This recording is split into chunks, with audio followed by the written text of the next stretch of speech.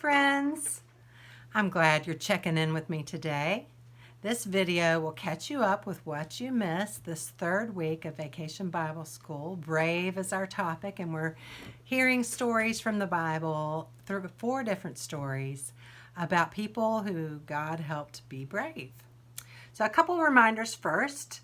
Don't forget that each week you fill out your crest where you draw a symbol from the story. Our first week we did Joshua and the Battle of Jericho. You could draw a horn or a wall. The second week, brave when it means risking everything. We talked about Queen Esther and how she risked her life to save the lives of her people. Then this week we're talking about a story in which a woman and a prophet, Elijah, the widow of Zarephath and the prophet, both risked everything they had to be brave and to do what God asked them. And so once you hear the story, you'll think of what you want to put here.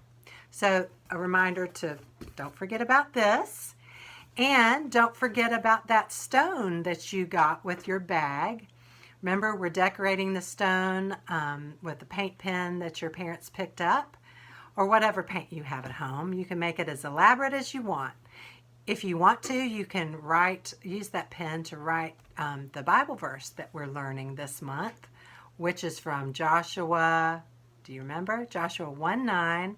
Be strong and brave. Don't be afraid, because God will be with you wherever you go. So I hope you're learning that verse. That's a verse that has helped me for many years since I first learned it. Just remembering that God is always with me, and God will help me be brave when I have to do something hard. Okay, so today, what is our story? Well, you can watch it online. I'll link in the comments and on Facebook with a video that we made in 2015 with some of the kids who are in the youth group now. They acted out the story of the widow of Zarephath, and it is great. Some parts are really funny. It's a beautiful story of bravery, kind of amazing story. So watch that first and then come back, and we'll talk about what to do with the things in your kit.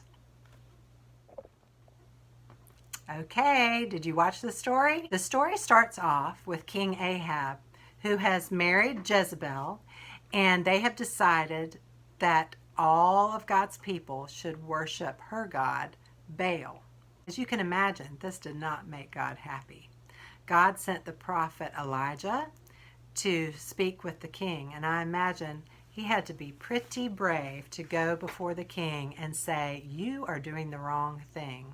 God's people are to worship God, not this fake statue that you've made." Well, the king got really angry, and the prophet Elijah had to escape. And he escaped to a creek in the valley of Kerith, I think, when he could drink from the creek.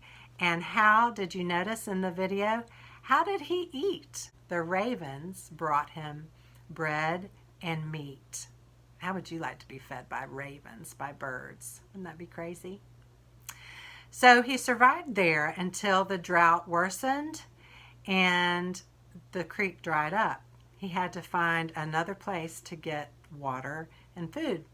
So he went to Zarephath, and he found a woman there who was gathering sticks because she was going to build a fire and bake bread, the last bread that she had the ingredients for her and her son.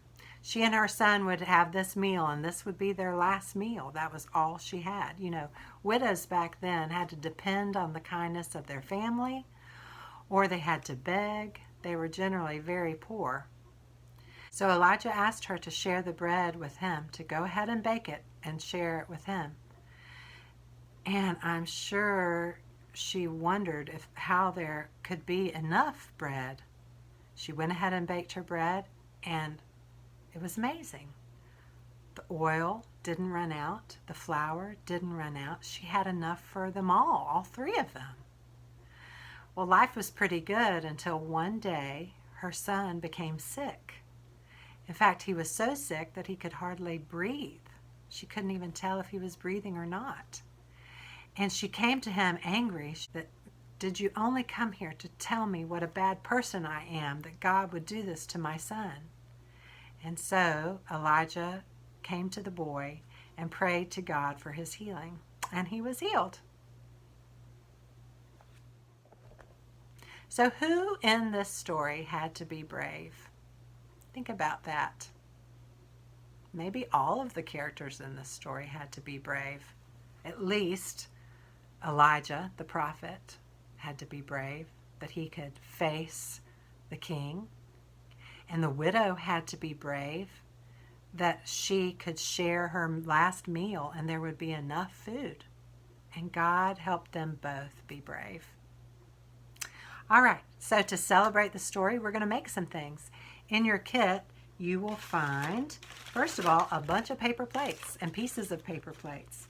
So we're going to make a pocket raven, which is just a bird that you can hang on your wall and put things in.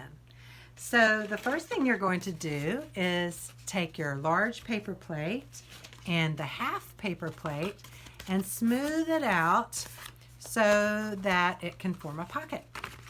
So you'll attach it like this. See, you can put things in it. And that's the body of the bird. The smaller plate is the head of the bird. And the quarter plates are the wings. You're going to cut off the tip, and that'll make 2 wings. So you'll attach those to the side. I'll show you in a second the final picture, you'll see. And the instructions are also in your bag on the instruction sheet. And it shows you every step. The yellow square becomes a beak. The yellow strips, or it might be pattern strips, become legs and feet. There's a sticker that's in your bag that has a statement on it that says, our hunger is important to God, and you can peel that off and put it on the pocket to remind you of that.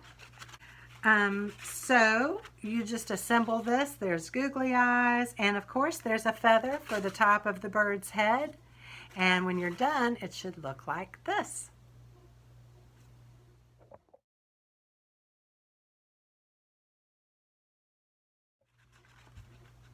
Don't forget, when you're finished, to put in the Rice Krispie treat into the pocket, and you can pretend that that is the bread that the raven has brought you, thanks to God. All right, so that's one of the activities that we're doing. You'll also find in your bag a bag of Oreos. Yum, yum. There are enough supplies between this and this bag with candied licorice and candy corn and candy eyes to make 2 ravens. So what you do is you take out 2 Oreos, open them up, take one of the sides off of each of them, take a licorice wheel. These are called licorice wheels. Have you ever had them? Some people love licorice and other people can't stand it. It seems to be something that people have strong feelings about. Even if you don't like it, you don't have to eat it. Just eat the rest of it. But just for fun, go ahead and make the bird. You're going to take a table knife, just a regular knife. Doesn't have to be particularly sharp because this is soft. It'll cut in half easily. And just split it in half so that you have lengthwise, so you have 2 half circles. Those are the wings of the bird. So you put those halves in between the Oreo's top, and you put the top back on, and then use the frosting left over from the other projects that you've done to stick on 2 eyes and a beak for candy corn. And when you're finished, it should look like this. Isn't that cool?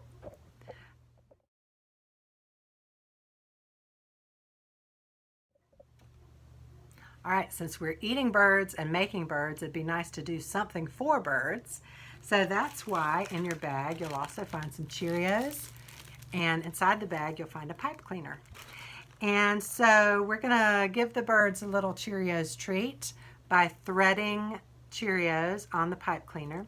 We're just gonna thread the Cheerios on until you have a whole long string of Cheerios.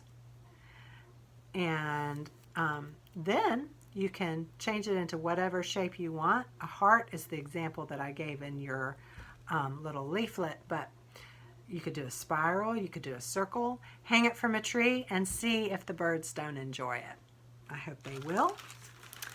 So let's see, we have our pocket raven, our Oreo raven, a treat for the birds. Oh yeah, and this.